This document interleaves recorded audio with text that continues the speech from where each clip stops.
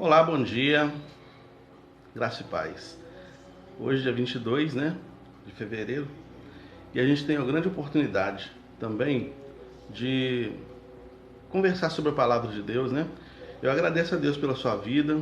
A intenção das nossas lives é meditar na palavra, é conversar um pouco sobre a palavra, não tem objetivo nenhum de aplicar regras para a vida de ninguém, é só refletir mesmo sobre o que eu posso fazer para melhorar minha caminhada com Deus e assim tentar inspirar alguém também nesse sentido.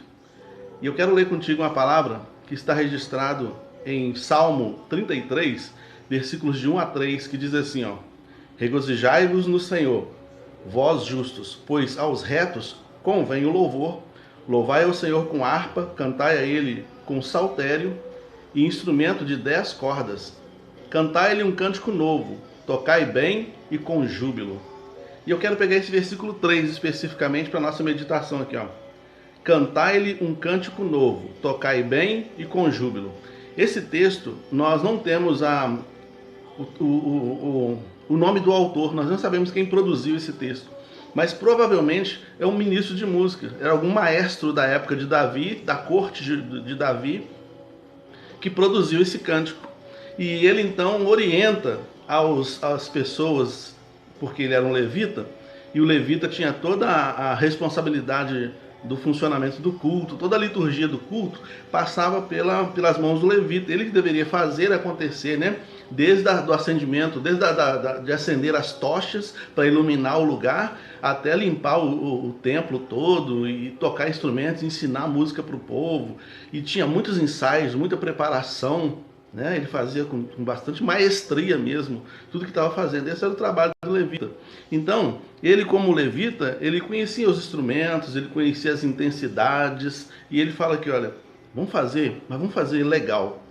Vamos cantar, mas cantar um cântico novo. Cantar um cântico novo sempre estava relacionado a algum tipo de experiência especial que o povo vivia com Deus. Toda vez que Deus manifestava um pouco mais da sua graça, toda vez que o povo estava feliz diante de Deus por algum feito, então eles faziam uma composição relacionada a esse feito. Por exemplo, na travessia do Mar Vermelho, lá em Êxodo capítulo 15, você vê lá que eles cantaram um cântico novo. Miriam pegou as mulheres, começaram a dançar, começaram a cantar um cântico novo. Também lá em Apocalipse fala sobre cântico novo, e a Bíblia está cheia disso no livro de Salmos, falando sobre cântico novo. Toda vez que Deus se manifestava, a graça dele se manifestava para o povo então entoava louvores com júbilo, com gritos de alegria.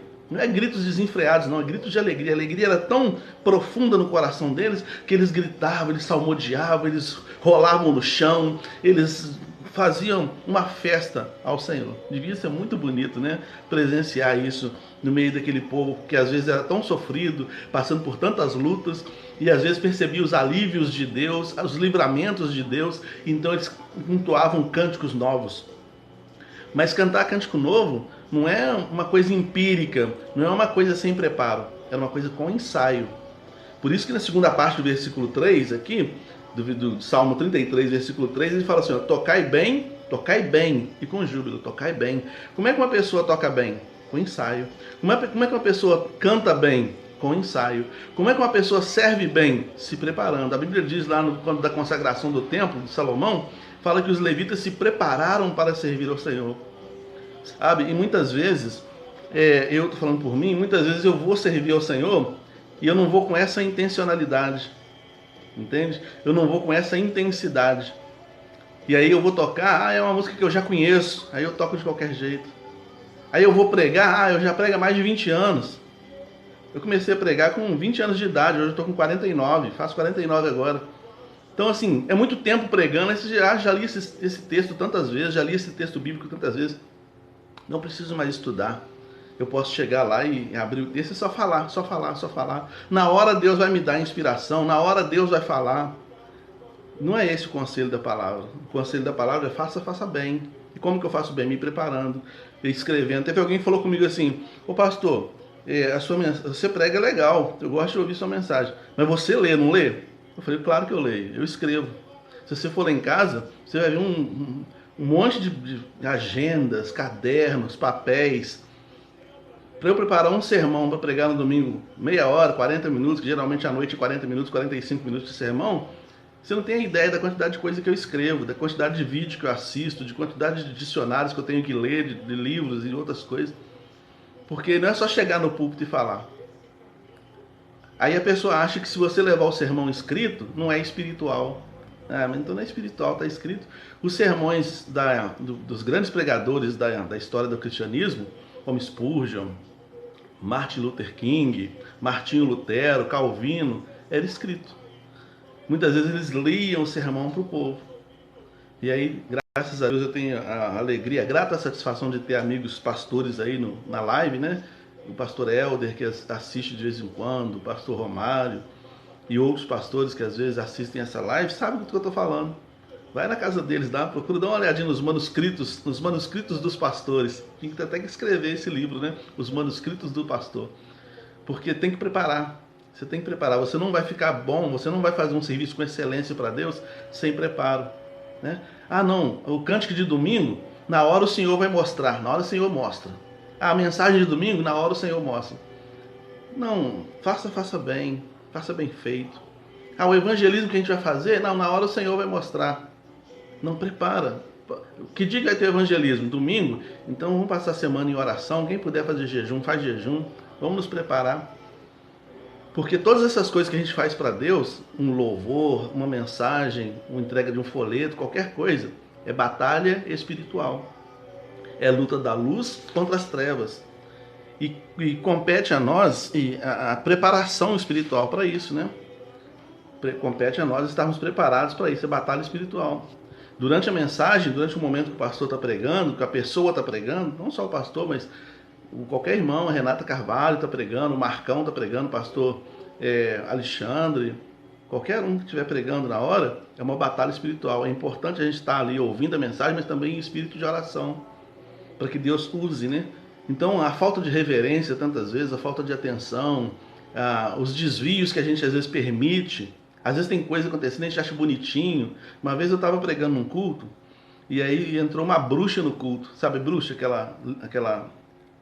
Aquela borboleta da noite, eu esqueci como é que chama aquele bicho, mariposa, eu acho. Entrou no culto e todo mundo ficou olhando. Eu pregando e o pessoal olhando para a borboleta.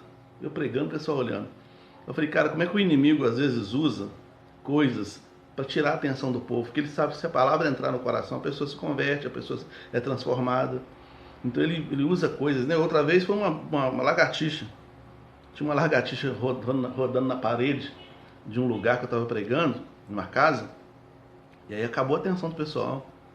Então a gente tem que estar preparado para servir a Deus, sabe? A gente tem que estar preparado para fazer a obra de Deus, não evitar distrações.